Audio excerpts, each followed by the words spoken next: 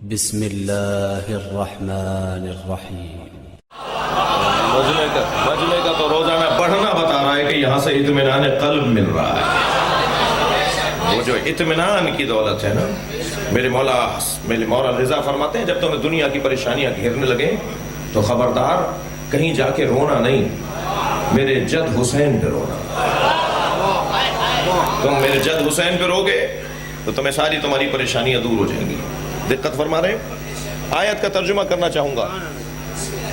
یا ایھا الذین آمنوا، اے صاحبان ایمان، اتقوا اللہ حق تقاتہ، اے صاحبان ایمان تقوی پروردگار کا حق ادا کرو۔ معلوم یہ ہوا مومن ہونا آسان ہے، متقی ہونا مشکل ہے۔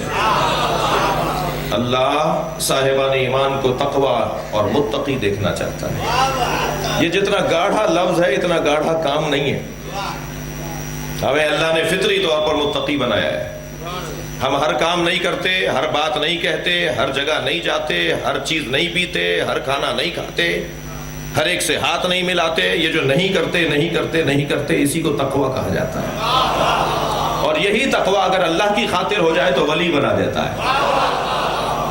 اور اللہ صاحبان تقوی کو سب سے پہلی منزلت یہ دیتا ہے۔ یہ بہت چھوٹی بات ہے، صاحبان تقوی کی پہلی ڈگری ہے۔ جو متقی ہو جاتا ہے اللہ اسے عطا کرتا ہے اور وہ بانٹ دیتا ہے۔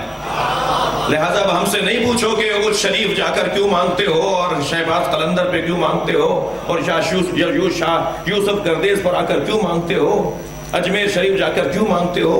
یہ تو سارے صاحبان تقوی لوگ ہیں نا۔ اللہ کہہ رہا ہے مما رزقناہم ينفقون، ہم صاحبان تقوی کو عطا کرتے ہیں اور وہ بانٹ دیتے ہیں۔ اللہ کہہ رہا ہے میں متقیوں کو دیتا ہوں اور متقی بانٹ دیتا ہے۔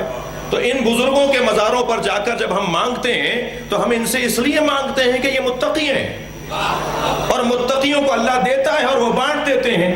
تو یہ تو عام متقیوں کی بات ہے، میں امام المتقین کی بات نہیں کر رہا۔ جو امام المتقین ہوگا وہ انہیں بانٹے گا۔ لہذا اچ شریف ہے، دہلی شریف ہے، اجمیر شریف ہے، مگر نجف اشرف ہے۔ آپ ہمارے لیٹسٹ ویڈیوز کے بارے میں جاننا چاہتے ہیں تو ہمارے چینل کو سبسکرائب کریں اور بیل آئیکن کو پریس کریں۔ شکریہ۔